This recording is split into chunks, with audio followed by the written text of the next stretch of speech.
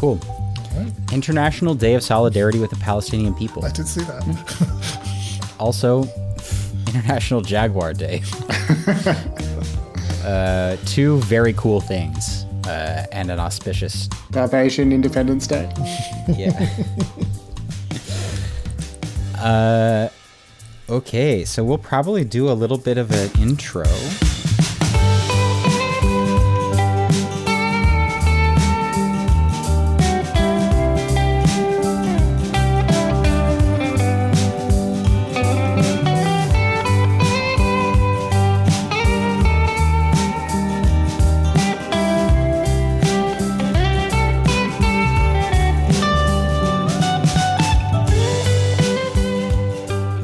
Welcome back, listener, to this, our 7th episode of A Different Kind of Hex. This is a show about player experience and agency in tabletop role-playing games. We're here to take charge of our own fun and empowerment, both for our own enjoyment and also the betterment of our peers and fellow players at the table. We make this show in conjunction with the Open Hearth Gaming Community. We have a calendar of games open over there where people can go and sign up. So please look us up. We'll have the information in our show notes. Our guest today is a social working living on Kulin Nation's land in Narm, Melbourne, Australia. They got into role-playing games running D&D 5th edition, like many of us, for equally inexperienced friends, but got into indie games during the first COVID lockdowns, like many of us, and never looked back. Most of their gaming experience is as a GM or MC, including as my GM on at least one or two occasions. But this year, they've had more opportunities to play as a player, which means that they are in good company on this podcast. Welcome to Shane. Thanks so much for having me. Big fan of the podcast. Great to have you, Shane. And by the way, I am José. I am Ian's co-host. I use he, him pronouns. I'm really happy to be part of this conversation today. I never actually introduced myself. I'm Ian. I use he, him pronouns. There he is. I know him. This is going to be really interesting, I think, because I think very highly of you as a player and as a GM, Shane. In fact, you were running the very first game that I ever played on what is now called the Open Hearth, Songs for the Dusk, many years ago. And since then, I've had the great fortune to have you in a couple of my games as well. And I have just seen how flexible you are and adaptable. So I think it'll be really interesting to get to pick your brain on this kind of nebulous topic that we're going to get into today. Well, thank you. Yeah, I mean, I've enjoyed playing with both of you. I don't think I've played in a game that Jose ran, but certainly I've had you as a player in a couple of my games. So I know that you both are excellent players as well. And I look forward to the exchange of ideas that's about to happen. Yeah, I was just realizing I've never seen you as a player, Shane. So this is a new thing, something to look forward to, too. Yeah, you've been the GM for me, but never a player side by side or a player in one of my games. So yeah, a lot to learn here. Well, one of the ways that we like to start the podcast off is by talking about our poisons. Like this is the Pick Your Poison intro segment where we're just asking you what really jazzes you in play these days. What is the thing that really makes you smile, that lights you up when you're playing? Whatever comes to mind. Yeah, I mean, I think that I'm really captured by like whatever I played last. Like this is probably whenever you ask me this question, the answer will be like the last game that I played. Oh, we'll keep asking you over and over again then.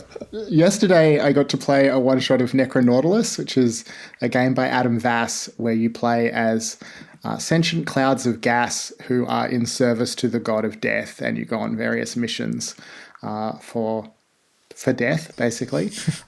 Really fun, really weird as it sounds. And one thing that really excited me about it is that there's a central mechanic that's to do with wordplay and anagrams. And I am that kind of nerd. I like a cryptic crossword. I like Only Connect. Anything where I get to move the letters around is exciting to me. And basically, one of the main mechanics in the game is that you have words of power, which are, sort of just evocative words, and you roll dice to try and use these words in different ways to accomplish your goals.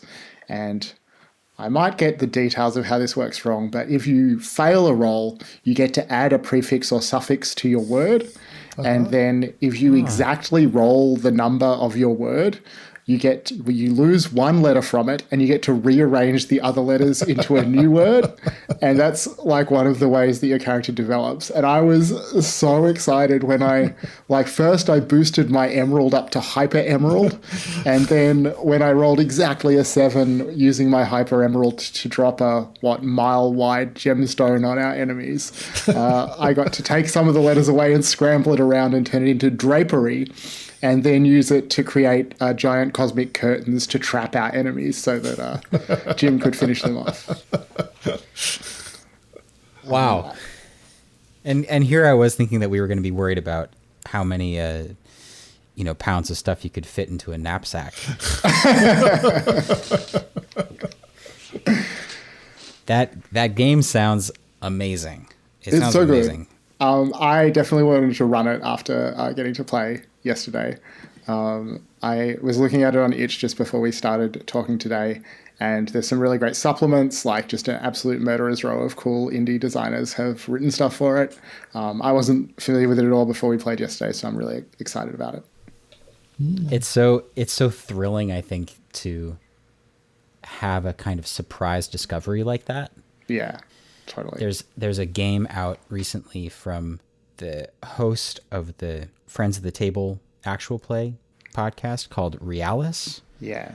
Which has a very similar sentence structure, sentence augmentation kind of thing. And I think there are no dice involved in the game. So just the idea that is where play is moving, is towards this kind of conversational medium is really exciting to me. So when I hear you talking about this game, it sounds almost like a puzzle. When I think of word puzzles, is that part of the enjoyment? Do you like the puzzling out of the names, or do you like the dramatic effect that nailing it, or both? So, I mean, I guess all of the above, but also I would I don't want to get across that you spend all of your time in this game rearranging letters. It only happens, maybe it happened twice in the session that we played. It's only when you roll an exact number on 2d6. Right. So there was lots of other things to enjoy about the game. Right. But, certainly if you'd asked me yesterday morning, do I like puzzles in role-playing games, it would have been a strong no. But it turns out. Frame it right. Yeah. It works for you. Mm. I'd like to see your scratch paper at the end of one of these sessions. Or do you just do it all in your theater of the mind? Jose, what's your poison like these days? My poisons. That's right. My evolving poisons. Let's see if there is a new flavor of poison for me. I am exploring characters who are punching bags right now. And that seems to be a lot of fun. To be the punching bag, the one who takes all the damage, and not the emotional damage, the underdog, but not the underdog that's going to somehow become, the top dog at some point. But just the underdog who will inherit the earth. The meek, yes, definitely the meek. And so some part of me is leaning towards that kind of character. And I just started one in a Girl by Moonlight campaign that I have a great hopes for. I've already been enjoying the first couple of sessions of the game, and I have great hopes for him. I've only played it once before, Girl by Moonlight. And it is a game in the kind of framework of Blades in the so Forged in the Dark. So a game that is related to Blades in the Dark, or in the genre, perhaps, of Blades in the Dark. And that genre in general has been a difficult one for me. I talked about this on the Game of the Year podcast that's going to come out later, where we all choose our favorite games. And I was talking about this game because I was surprised that I really enjoyed this Girl by Moonlight game, even though in general the mechanics of Blades in the Dark have been a little bit challenging for me. So what's cool about it might be the group of people that I played with. It might be the GM, but in this context, I got to really explore character moments, or I have in the 2 times that I've played Girl by Moonlight, gotten to explore character moments and not felt like I had to just, focus on these instrumental goals and getting things done and missions and kind of big summary roles. But I got to get into the details of character relationships. And that's one of the things that Girl by Moonlight does. You create these things called promises between you and the other character. And those are kind of central to the way you relate to one another as PCs. And so I'm really enjoying that part of it. But yeah, so I'll let you know how the punching bag goes and whether he evolves into something else or whether he just stays a punching bag. Checking in on your poisons, your batch of poisons is a bit like, have you ever made a batch of kimchi and you kind of just are checking on it as it's, as it is developing further it's fermenting. Yeah. What's the latest ferment? Not the most lethal poison in the world, actually kind of nice. What about you, Ian? Since the last time we recorded, our ongoing game of Apocalypse Keys has come to an end. Mm-hmm. But it was so nice for me to get to play in a game that has a longer runway than our usual 12 or 13 session cap that we keep in the Open Hearth. This kind of our longest format is what we call a quarterly. And I think that the reason for that is I often feel in a game that has a short or limited session count that the dynamic between player characters must be established very quickly. If it is not established right from the jump, sometimes with the aid of mechanics like the one you just talked about, Jose, the aid of mechanics like promises, I think that if that kind of dynamic is established in a clumsy way, I really chafe against that sometimes. I want to believe that the trust or mistrust, I guess, between player characters has been earned. And that it's motivated as a result of, shared experiences. And so I think the thing that I'm into as far as my poison goes is earning that dynamic, whether it's a one of camaraderie or backstabbing or whatever it is that is the kind of status quo. A process I think that can involve, it relies pretty heavily on what we're going to talk about in the main topic of our show today. Oh, is that our segue? Well, I guess it is now.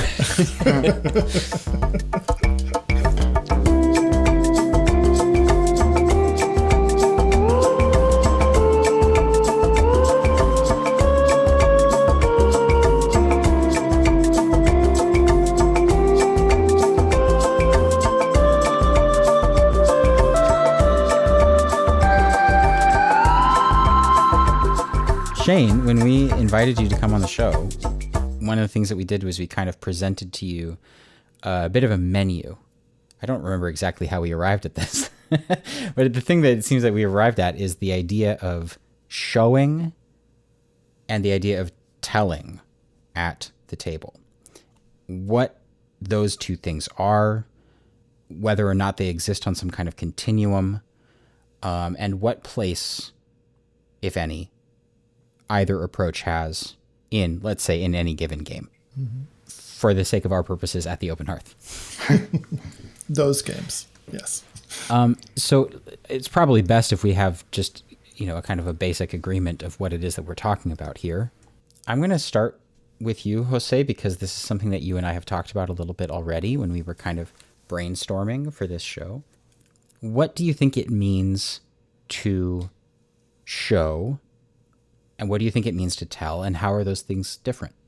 Okay, so I first heard this term or this dialectic, showing versus telling, sometimes it's called, in the context of creative writing. And so the way I understood it then was telling was more kind of expository, omniscient narration maybe, where you're telling exactly what's happening in a situation. And then showing I associated more with things that are very much in the first person maybe, where the focus is more on the actions, the dialogue, the descriptive details of what's happening, rather than larger summary that might be more expository. So obviously all writing is going to have some of both, right? Sometimes you're going to have dialogue, sometimes you're going to have descriptive detail, other times you're going to be describing the big picture, the more summary, maybe from a more distant perspective. So that's another thing that I tend to associate is this kind of zoomed in or zoomed out kind of perspective or point of view, showing being the more zoomed in one and telling being the more zoomed out one. I don't know if that's completely like if those two dimensions are completely parallel. I think they're probably not, but I think they're related to one another in a little, in some way. What about you, Ian? What kind of things come up for you when you hear showing and telling? Yeah. Well, I think that there's maybe a conclusion that could be jumped to too hastily, that figurative language, poetic or kind of expressive language, is solely the province of showing. When I think that something can be told in a very even novelistic sort of way. There's this great chapter in The Grapes of Wrath, where he completely leaves behind the main characters and just goes on to tell you about the, extremely bountiful agriculture of Southern California in the 30s. And it's so beautifully written and it's so moving, but he really is just telling you. The characters are not really involved. I think that there's this critical component to the idea of showing that involves the use of the implicit, the idea of giving your audience, which in this case is just the other participants in the game, giving them 2 and 2 instead of 4 and allowing them to do the addition for themselves. This can be a little tricky at an RPG table, which kind of necessarily involves a consensus of just the bare facts, the kind of what the great film critic YouTuber Patrick Willems would call the geography of the scene. But this idea of showing being something that you're working with subtext, you're working with themes, but you're not necessarily coming right out and saying, my character is angry. What do you think about this sort of dichotomy, Shane? Do you have any thoughts that are coming up for you right away? Yeah, I mean, I think I found this like a bit challenging to start thinking about, partly because I got a degree in cultural studies around the early 2000s, so anytime you show me a dichotomy, I want to start breaking it down and deconstructing it. Let's break it down. Hey, let's break it down. But also, like my first thought, because I can be very literal-minded as well, was what do you mean? The medium of role-playing games is talking to each other. We're only telling. There's nothing else. It's just telling. But when I sort of reflected on it a little more, I wondered if one way to think about this is that showing is about describing. It sort of leans into adjectives, and telling is talking about what our characters, in particular our characters, what our characters do, so leaning heavily on verbs. I think that my approach to this was maybe focused a little bit more on external things, and that the two of you had been thinking about it maybe more as a reflection of internal things for the characters, which I thought was an interesting sort of distinction. So what's your take? Basically, I just think describing is really fun. It's interesting to listen to other people's descriptions. 100% agree. It's interesting to come up with descriptions yourself as a player. I just think that's a fundamentally fun part of play, and that there's a lot of scope for us as players to think about how we can, make our descriptions more vivid and interesting, which I see as, consistent with the sort of goals of this show as being about the play experience. Like, it's funny when you say that about, we're telling. That's the whole game. We're just telling stuff, right? Of course in a sense, yes, of course, we are all speaking. Maybe a little bit we're showing pictures sometimes. But showing definitely has a visual component to it, right? So I can say that it's raining, but when I want to show that it's raining, I might instead introduce more just descriptive kind of sensory details around the rain. Okay, there are puddles, there are splashes going on, there are droplets falling. We can hear the thunder in the background. I think you can create a setting, which is an external to the character. You can do it in a more telling kind of way, or you can do it in a more showing kind of way. And the visual dimension maybe is part of that. It does bring up images, literally images, pictures. And then I think you're right that frequently I think about it in terms of the internal landscape of a character. So do I tell you how my character is feeling? My character is nervous in this situation. Or do I say something like, my character is pacing back and forth in the background? Yeah. And so those are the kinds of things that come up for me around it, in both external and internal. Yeah. I mean, when you say that about showing, suggesting something visual, like a couple of things come up with that for me. One is that I think that often we sort of imagine that we're talking about what we can see. You know, one of the most common questions for a GM to ask is, what does that look like? But often we're not really describing things in very visual terms, and we really could be. You know, I can't think of very many times that someone in a game has described, you know, the lighting of a scene, maybe facial expressions to an extent, some of those visual details that you would see in other mediums like a movie or TV show that could be very evocative of both internal and external things. And I think that also, you know, like one bit of GM advice that I remember seeing quite a lot when I was first learning how to run games was that the GM should try to describe things using more than one sense, that, you know, a memorable description includes smells or tastes or textures as well as vision. And so there's a lot of scope for us to, you know, use that in our descriptions as well to show things in more than one sense. And I also think because, you know, we do have this incredible advantage over other media that we are just talking, so we can draw in metaphors and techniques from other mediums really effectively.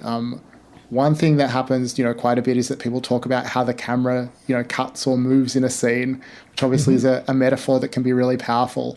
And again, I think we could think more about like, so what is the camera framing of this scene? Or, you know, we can draw on novelistic techniques. What is the stream of consciousness or the, you know, the inner monologue that we get in this moment? Like, we have so many descriptive tools available to us, and we can show things in all kinds of ways. If I could book the entire weekend off of our annual May the 4th Star Wars mini convention that we have at the Open Hearth, I would love to be able to count exactly how many star wipes are used. Cut to a Star Destroyer hanging in space. Yeah, I mean, when you're talking about telling me that it's raining, Jose, I'm thinking about all the ways that you can kind of bridge the gap between the external and what it means to the character. Like, if you show me that there is rain in the character's shoes and that they are slogging, you know, and they can feel blisters forming, squishing sounds, you aren't telling me something visual, probably, but you are using this kind of broader sensory palette, like spectrum, in order to get that point across. And that takes it from just being like, oh, it's raining, to... And I feel something about it. Yeah. And I'm miserable, yes. Without saying I'm miserable, you can tell by the fact that your shoes are full of water, etc. I was also thinking about, you know, those cinematic terms that you were mentioning, Shane. So I think frequently we'll use montage, for instance, as a cinematic, or a dolly shot. Or, I mean, people have different levels of sophistication in these terms. Some are very much better than I am. And sometimes I'll say, oh, you know, it's that shot where, you know, it looks like the background's falling. And then someone will say, that's a dolly shot, Jose. It's like, okay, it's a dolly shot. And but I know what it's visually looking like, and I want to convey it because why did I want to convey it in that moment? Because it had spooky, creepy kind of reality warping quality to it that I wanted to add to the scene and to what was happening, you know. So there was something that I wanted to do with it, and that's why I tapped it in that, you know, with that cinematic, I guess, verbiage or jargon, but also it's trying to convey something that we've all seen in these visual media. We may not know the words for it, but we've all seen it, and we've also felt what it feels like, the impact of that kind of cinematography on us, right? Yeah.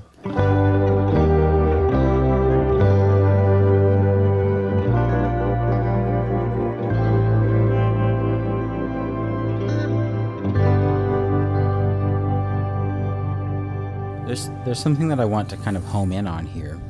I don't know if you specifically mentioned it before, Jose, this idea of showing what's important and glossing over what isn't by just telling us what happened. Well, our show is about the agency of the player and the ability to decide what is and isn't important, and to emphasize or de-emphasize those things by moving the slider back and forth on the showing to telling meter is not something that is always afforded to the player, and might clash sometimes with a certain culture of play at one table or another. When you and I were playing Old School Essentials, Shane, when you were running the Incandescent Grottos for us, I understood that to be a kind of exercise in form. You said at the beginning, let's kind of get in there and muck around and see what this Old School Essentials is about. We weren't really playing for keeps, I would say. I felt pretty comfortable saying, yeah, this is a kind of a cranky character, and she is going to go running into situations that she probably shouldn't, because I knew that you had, from my previous experience with you playing Songs for the Dusk, I knew that you had a handle on incorporating your players' sort of vision and wishes and sense of what is important and what isn't important. There are some games that will prompt you. In a Powered by Apocalypse game, for example, you might have a move, a section on your character sheet that explicitly prompts you, when X happens, do Y, and often Y involves show us about it, describe what happens. But that's not always the case. Not every game is going to do that. And so I guess I want to kind of talk a little bit about that kernel of player agency in the idea of when to show and when to tell. How can the player identify when the right moment is, even when there isn't necessarily a mechanical guideline like a Powered by Apocalypse move telling you when to do it or when not to? I think that my answer to this is almost like tell when you must, show when you can. Like most of the time in play, I think you just have to tell. You just have to say what happens, what you do. Like that is the substance of play in a lot of role-playing games. But if there's an opportunity to show something, you know, you have a descriptive detail that comes to mind, or there's a little bit of space to sort of lean into that sort of thing. Maybe you've had a chance between sessions to reflect and have something set up that you want to bring to the table. Like when you have that opportunity, then bring it. Yeah, it seems to me like one of the things that comes up when I'm listening to you, Shane, is I think showing can be more cognitively challenging. It's a heavier lift sometimes. And I know for me sometimes, like say I'm playing a game that has kind of a flashback mechanic in it, like the Between, for instance, and I know there's going to be these flashbacks that I'm going to have to narrate at some point, and I want to do them more showy, more cinematically, more in this way. I'll prepare it ahead of time because I need more time to like let that kind of percolate in me and come out. Whereas I could obviously do one of those flashbacks in a very kind of summary, bird's eye view kind of way. This happened, and that happened, and that was the end. Or I could do it in this more showy way that might take a little longer, maybe, and also might not cross every T and dot every I. But see, in something like that, Because one of the questions I think that have come up in the context of this is that, oh, well, do you have to be really obvious about everything? Because everyone needs to understand exactly where you're coming from, right? But I think, like, say, in one of those flashbacks that I'm talking about, I could be more showy, illustrative, sensory, without needing everyone to know exactly what's happening at every moment in that flashback and maybe miss half of it, and it wouldn't matter, because it's not essential to the progression of the game, right? It's more, I don't want to call it window dressing because that really demotes it, but it's more thematic, or it's more, it's not essential to the action or the plot, maybe. That's one way of saying it, the plot. So I can be a little looser around that. It's okay if Shane and Ian don't understand half of what I said, or understand the relevance of half of what I said, because I'm just having fun saying it, right? Yeah. Yeah, I mean, a comparison that came up for me when I was thinking about this is like when you run investigative games, especially, sort of trad investigative horror games, like you cannot show a clue in an investigation game where it's essential that the players understand it and get to the next bit of adventure. Wait, it happened at sea. See? C for Catwoman. You've got to tell them. And you've got to tell them. Yes. Like that is, like, to an extent, that is the breakdown. Like, if it's important for people to understand, you must tell. You must tell. Yeah. If it's evocative, if it's nice but not essential, then you have the scope to show if that's what you want. Right. You have the leisure to show. Yeah. Yeah. It seems like something we're circling here is the idea of economy. If you can pack a lot of meaning into a short period of time, then you can kind of get away with it more often, or all the time if you're just doing it at a kind of a low level constantly. I guess my question is, what is worth showing to you? Well, before I answer that, I want to say something about the economy or the efficiency kind of question, because I think you can be efficient with showing.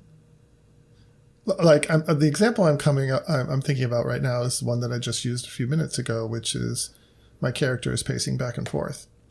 Sometimes I will put that in the chat while two other characters are having a conversation and my character is just in the background but not actively participating. And again, it's an offer to some extent. Like the two characters could say, "Hey, what's wrong with you, dude?" or they could not take it up as an offer. And it's just, in that sense, just atmosphere, feeling the tension that's building up in my character. So I think I want to challenge the idea that showing is necessarily more time consuming. At least it's more nuanced than that. There might be a correlation, but it might be more nuanced than that.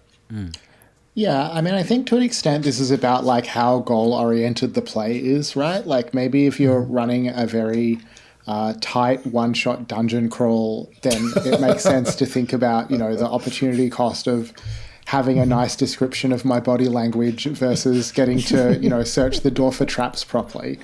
But I think if we have enough time that the goal is just to enjoy play for its own sake, then it's not the things that we show that are important. It's the act of showing and the pleasure of description itself. Yeah, it is the pleasure of description. I like that. I'm thinking about the paint the scene technique, which, is something normally GMs do, but I've started asking for it as a player sometimes. And I'll say, "Oh, can we paint that scene? We haven't been to this place yet." And so for those of you who don't know that technique, it just means that each person in the game, each player, will contribute some aspect, usually a somewhat visual, but not necessarily visual, but sensory aspect to the scene. And there might be a thematic prompt to it as well. But again, that's not going to maybe further the plot or the more instrumental goals, but there's pleasure in it, right? At least for me, there is. Yeah, I mean, when I think about, the time that might be taken with showing, I guess an inherent part of that is not wanting to, soak up too much of the time yourself. Like if it seems selfish to indulge in an extended description that's just about your character or especially focused on your character. And I think like, I haven't tried this, but was reflecting on it, thinking about this podcast. Like, why you could frame paint the scene questions about your character to the other characters. You know, what do you see that tells you that my character is angry? Or what do you see that tells you, you know, how do you notice that my character's in a good mood? I want to try that. I think that's a great, like, actionable. I'm going to do that next week. That's kind of like the what's that look like prompt, right? Only it's what do I look like, or what's my character look like? But again, it's drawing us towards the sensory, the illustrative.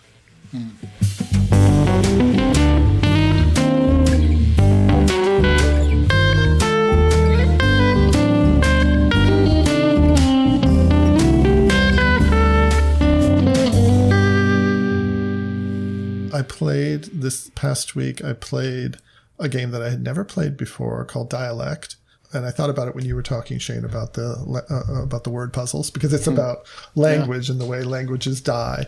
And I played it with my partner and a couple of friends who had never played a story game before.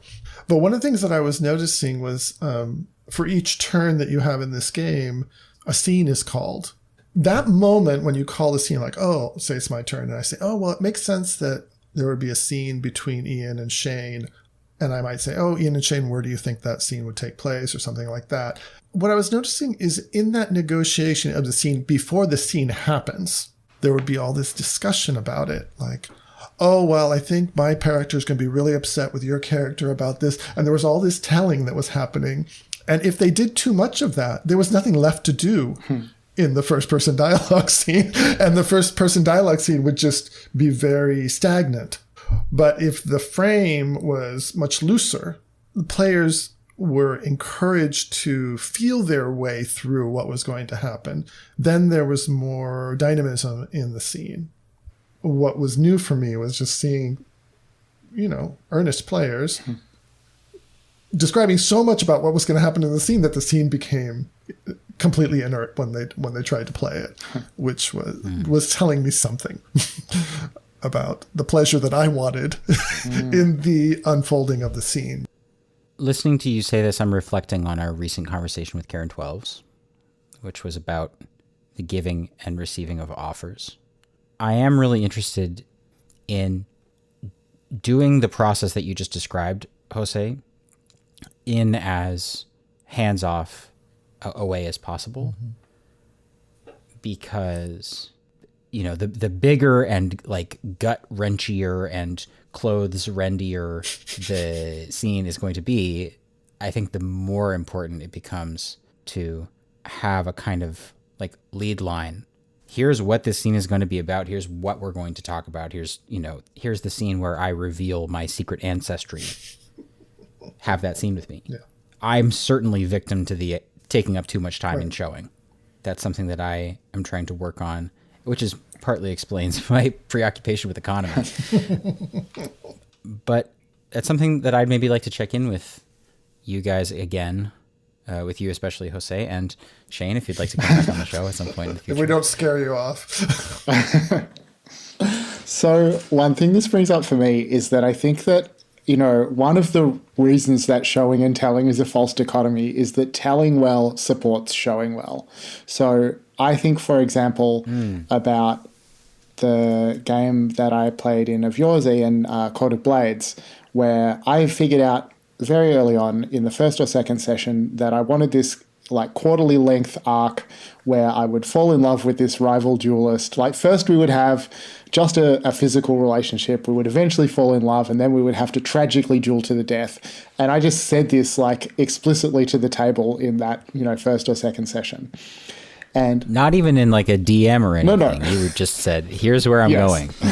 And then like that lets me just show for the rest of the campaign, right? Like I don't have to tell you at each moment what is happening because everyone knows that's the direction that we're going. That's what this interaction means.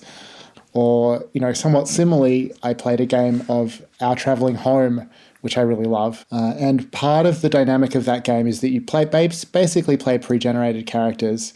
My character, the Beast, it tells you that they're in love with the other character, the Wizard. The Wizard and the Beast are in love. They don't know it. They can't admit it to themselves, but they're going to have this slow burn romance over the course of the whole campaign. They cannot admit to their feelings until the final scene. And we all know that. So there was so much fun to be had in that, with like showing the details of like, oh, my shoulder brushes against the wizard's shoulder. I don't have to say any more, but everyone at the table knows what's happening. And so it's a really evocative moment. And the telling supports the showing. And there was no underlying in Court of Blades. There was no kind of mechanical underpinning to support or to prompt what you were doing there. And I'm going to go out on a limb and say that's true about a lot of games. In that case, it was just something that you wanted to do, and of your own volition, you asked for it. Yeah. And by God, did you receive it. So you had the big frame. You told the frame very explicitly before, but then all the details got to be filled out in the process of showing and in the process of playing to find out, right? And you're right that every little flourish, once we had that kind of brackets, every little flourish could be meaningful. And I remember thinking at the time, I don't have to guess.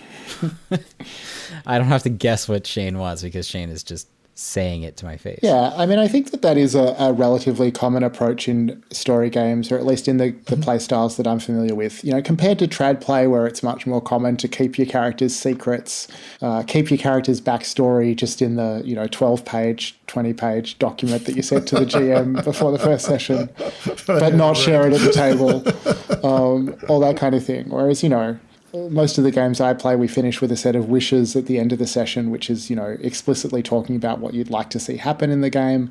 It's much more common to, openly share your character's secrets with the other players so they know where you're going. And I think those things all do support a richer playstyle, or at least a playstyle that I enjoy more. I don't want to say it's better or worse than others. So last night I was the MC for a Monster Hearts game. We're in the play, and in that game, one of the main principles in Monster Hearts, the first principle, I believe, is keep the story feral, which is don't have a lot of intentionality about where the story is going, either as a GM or as a player. But given that, players are requesting scenes with one another, and a player requested a scene, and she told me in the back channel that she was going to break the windshield on his car.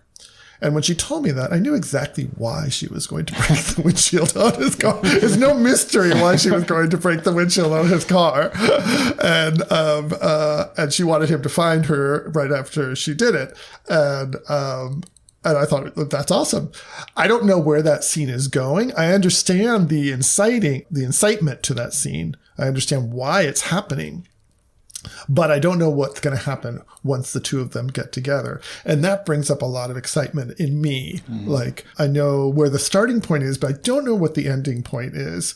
And I do not know. And I could not have predicted what the ending point of that scene was or where it was going to lead until after the fact. I was like, okay, that was unexpected. And that's part of the enjoyment I think I get out of that game system, and also about from players who jump in to that kind of thing. I remember one time, though, I was playing, it was a Monster Hearts game, yes, and I was the MC again, and something had just happened, very super dramatic, and a little boy, the little brother of one of the characters, had witnessed it. And I thought, okay, this is a great dramatic moment, and the little boy is crying on the curb or whatever. One of the PCs was this big sister, and I say, well, what do you do when you see your little brother crying sitting on the curb? Oh, well, I go over and I put my hand on his shoulder, but we don't have to RP that. And I was like, oh, I felt so let down that I didn't get to RP, roleplay. I shouldn't use an abbreviation. I didn't get to roleplay that scene. I was like, oh, I really wanted to roleplay that scene to see where it would go. But the player wasn't interested in doing that. Offers are made, and they're not always taken up. But that pleasure, it's the play to find out pleasure. I think it was a really great Los Angeles Times film critic, April Wolfe, who said, and this stays with me, it's not what happens, it's how it happens. The idea of spoilers has really taken over our culture in a big way. And what I took from that sort of motto is the line reading is just as important as the content of the line. Okay, we know that the windshield's going to get broken, but we don't know how nasty it's going to be until we get there. It creates, that's what makes a horror movie work, right? Is that you know that the thing is coming and you just don't know when or how or like what terrible face it's going to wear when it arrives. Yeah, and in those moments, you don't want someone to say, okay, well, it just happened. Okay. Right. You want someone to narrate and give description about, you're walking down the creaky staircase or whatever. So I'm going back to that question you had earlier on. When is it important to show? Where the junctures where showing is really helpful? One answer that comes up for me, I don't know if it's the only answer, but one answer that comes up to me is in moments of emotional intensity in the narrative. I think it's fun to slow things down and bring more sensory detail to it. But maybe that's just me. I don't know this player. I've never played this with this player. Mm-hmm. But I do think it speaks to a lack of confidence or a lack of that feeling of agency that we have been chasing, that they made the offer, maybe without even realizing that they were doing it. I'm going to go over and pat him on the shoulder, and immediately negated it within the same sentence. Like made the offer and took it back right away, which is nothing. It's not a knock against this player. It's just, I think that people don't realize what they have the power to do. I interpreted it as the player didn't think that was an important enough scene to devote that much time to. Yeah, when I'm playing Monster Hearts, I want to be a horny, fucked up teenager. I don't want to spend time comforting my little brother. But you could have him really be traumatized. That would be cool, wouldn't it? I could be turning someone on in this time. How many turn-ons could I do in the time it takes to like deal with my traumatized little brother? Yeah, you can certainly express the fucked upness of your character by being not particularly empathetic or comforting. Right, you could express that. Like maybe it says, get a hold of yourself. That would have been great too. I need to go turn someone on.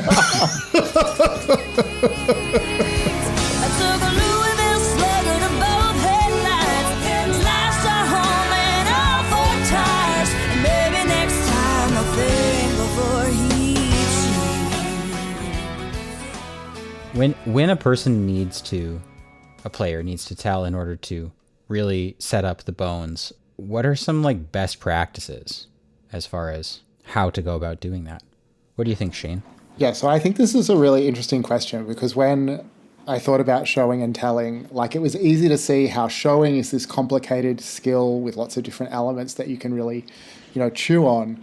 But it was less obvious that telling is also a skill that you can, think about and develop. But I have an idea about the sort of elements of good telling, or at least some elements of good telling in a role-playing game. So good telling should be consistent with the tone and genre of the game. I'm not telling you something really graphically disgusting if we're playing Wander Home or Masks, teen superheroes.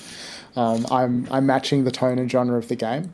My telling should be consistent with the game's mechanics and rules. So, for example, if I'm confronted by 20 enemies in a game with an elaborate combat system where I have to make attack rolls and damage rolls, it's not good telling to say, I chop off all their heads in one blow. But that might be good telling in, something more like, Apocalypse Keys, where I can just be so powerful that it's no challenge, no roll, no mechanical engagement to do something like that.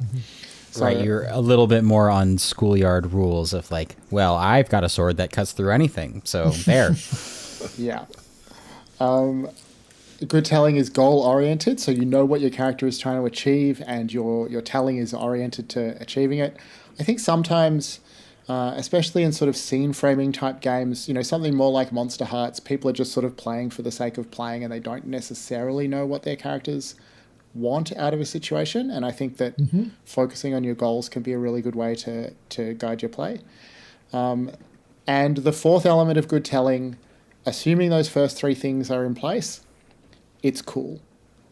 It's got to be cool. It's exciting, like you're doing something interesting. So that's my 4-step guide to good telling. There you go. Write that down, listener. Yeah, definitely. What you were describing a few minutes ago, Shane, when you talked about broadcasting to the table your arc for your character, That sounds like good telling to me, because you're telling something, right? You're telling a big, the distant summary perspective of what the arc of my character is going to be. Mm-hmm. And what were you saying? You were saying that telling was making the showing possible and more delightful as you went along. And I think that's really important. So I want to underline that I think that was a great example of good telling. In and of itself, it doesn't do anything, really. It only becomes cool when it starts getting filled out by all the showing. When the promise starts paying off, yeah. It's an investment, right? I'm going to tell you this big arc so you all have an interpretive framework within which to view my character and the movements and motivations of my character, right? Yeah, so I guess part of what I take from that, and maybe this is just me, is a little can go a long way in telling, just as it can in showing. That broadcast that you gave probably didn't take very long for you to say that, but it paid off amazingly throughout the course of the game, right? Yeah, I mean, that goes back for me as well to what Ian was saying earlier about like setting up character relationships early in a campaign. Like I recently got to play in a really great Apocalypse Keys game. And in the first session, the relationship questions established that my character... See, all of my examples are about a long-term arc where my character is secretly in love with someone else. I know what this says about me. Okay, this is your poison. But the relationship question established that I was, secretly in love with one of the other monsters in the team. And that, again, like just framed scenes throughout play in a really satisfying way. Often, explicitly not saying something would get a little buzz from the other players because we all understood what was being not said. When we do Stars and Wishes at the end of a game, sometimes I'll have been either intentionally or sometimes even subconsciously showing something about my character in a non-explicit way, in a non-telling way. And it's lovely. I've been surprised when someone in Stars will recognize something about the character, maybe something about the character that I even subconsciously that I didn't know I was doing. And I was like, oh, I feel so seen by that star. And it just indicates that someone is not only appreciating what I put down, appreciating what I don't even know that I'm putting down in some way. And that's a very rarefied form of making a star. But when I've received those, it's been really gratifying. Because showing can be subtle. You're right at times, and folks might not get it, right? So I keep hearing. You don't buy it, huh?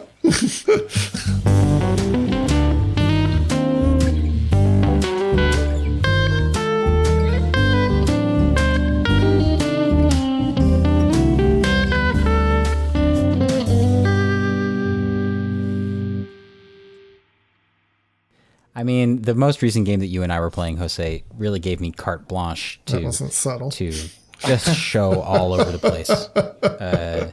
To really open up the fire hydrant of showing and let it flood the neighborhood.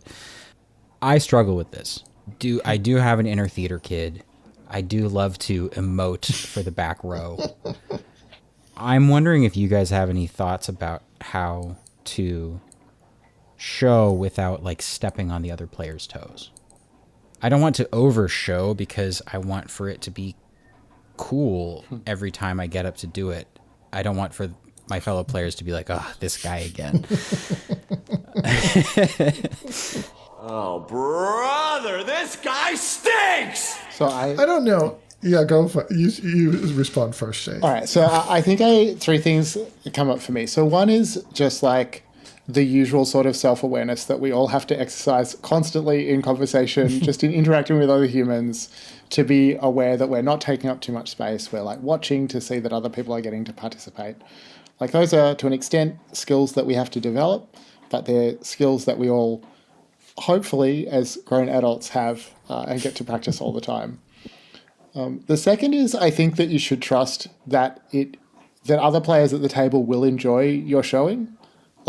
That's part of what they're there for. People like hearing you describe things, like hearing you emote. All of those things are fun. The third is, to the extent that you're not sure, you can always just check in.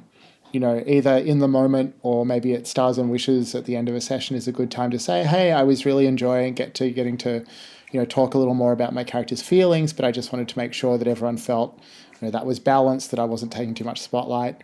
Please feel free to tell me if I ever take up too much space. These are all good points, and things I need to remind myself of. I'm also really coming back to the idea that you floated before about kind of outsourcing some of the showing with the use of the paint the scene, which in its own way is kind of a miniature version of your arc with the duelist, where I get to tell you my character is feeling this way, and you get to fill it in. Actually, I did want to say something about that. I think what you're referring to about taking up too much spotlight, I think Shane may have implied this, but I don't think it's absolutely completely correlated with showing and telling. I think it's a more general kind of question. I think you can do showing efficiently and you can do telling efficiently.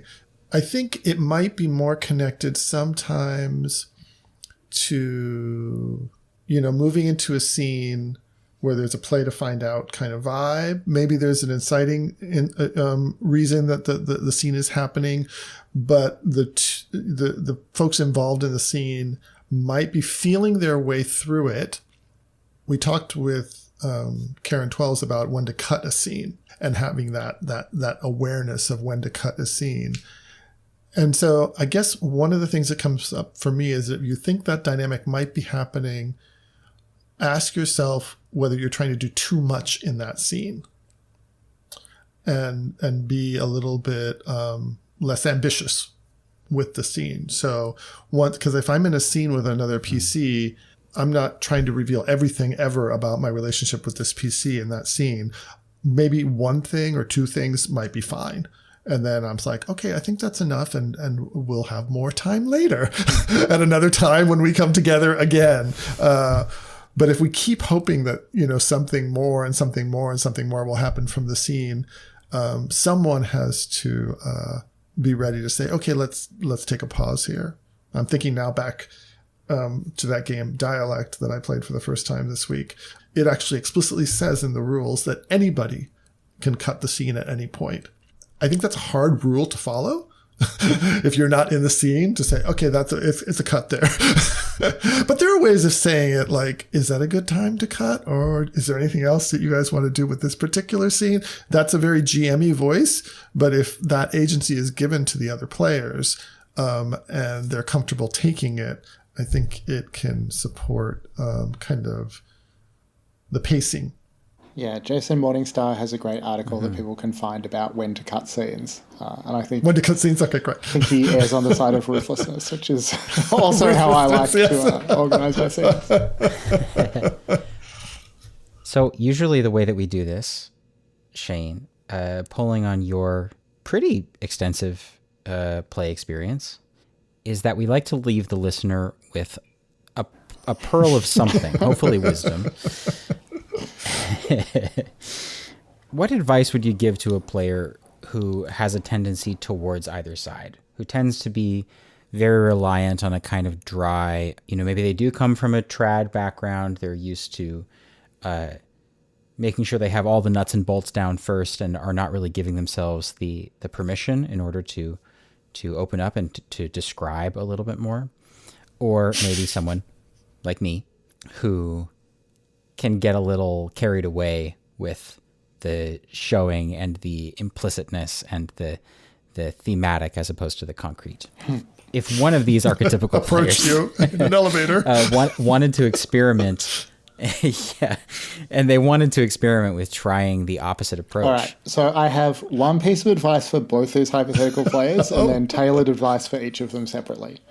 So the shared advice for both of them, whoever, is, first of all, like, it's fine to have a playstyle preference. Like, there's no reason that if you're happy with the way you're playing that you need to think, oh, I'm not showing enough, I've got to, or I need to tell more. Like, do what makes you happy. That said, if you do want to try and, like, focus more on a particular version of this branch, if you want to tell more, I think the best thing that most players can do is think about going into every scene with a clear goal for your character. I think that supports what we were just talking about, like knowing when to cut, because if I don't have a goal, it might just tend to ramble on more. If I have a goal, I orient towards the goal. We have a satisfying moment, or hopefully a satisfying moment. Whether or not it's what I want. Like, don't get too tightly attached to your goal. The point of having a goal is not that it always happens, but that it orients your play in a satisfying way. If you are more of a teller and you want to do more showing, then my advice, first of all, is to watch, consume more media related to the genre of the game to like feed your description or your showing.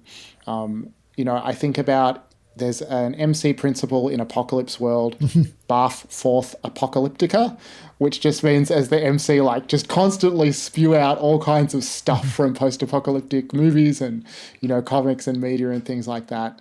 That kind of applies as player advice just as much as MC advice across any genre, like absorb the genre deeply and like bring up elements of that genre in play.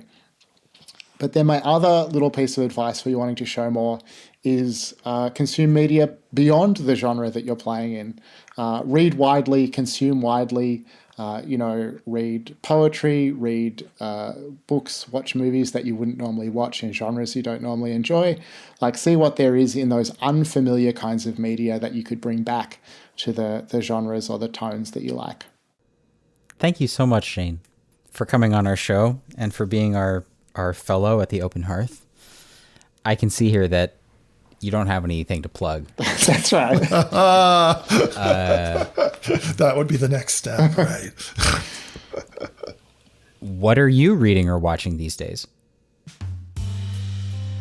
Well, I'll tell you what I'm watching. My New Year's resolution at the end of last year was, there's a German filmmaker I really love, Rainer Werner Fassbinder, and I decided to watch all of his movies. There's a huge number in the order that they were released, one a week for the whole year. And as of this recording, I have 3 more screenings to go before I've finished watching his entire filmography. Wow. So It's going to line up perfectly. So that's been really rewarding. So I've been watching a lot of Fassbinder. There's also a local cinema's had a Jafar Panahi series recently. He's an Iranian director I really like, so I've been watching a lot of those. Definitely highly recommend checking out either of those directors if you're interested. And I am currently reading, what am I reading? 2 7-volume series. I'm reading Stephen King's The Dark Tower books, which are terrible, do not recommend. And Marcel Proust's In Search of Lost Time, which, I mean, I probably wouldn't recommend either, but certainly are very good. You are ambitious. Those are all very ambitious literary and media consumption goals. It's good to have a hobby. It's indeed, you're an inspiration, Shane. It's been wonderful having this conversation with you, Shane. It feels like it was so generative, and we took what seemed like a simple dialectic or dichotomy, and I hope we problematized it enough for your cultural studies brain to have enjoyed the conversation. And I certainly have been left with a lot of food for thought. So thank you again. Yeah, thank you both. And thank you, listener, for tuning in to episode 7 of A Different Kind of Hex. Right now at the Open Hearth, the Mecha March event is live. 1 whole month of giant robot-themed games like Spectres of Brocken, Mobile Frame Zero Firebrands, Savage Union, Dragon Reactor, what the heck? As well as my own series of Armor Stir Advent. At the time you hear this, I think there will still be a seat left for that game, so head over to openhearthgaming.com to find out how to sign up. We can be found at adifferenthex@gmail.com, and the music for the show can be found at lloydeves.bandcamp.com with an assist this episode from Carrie Underwood. Play on, gamers. We'll catch you in the next one.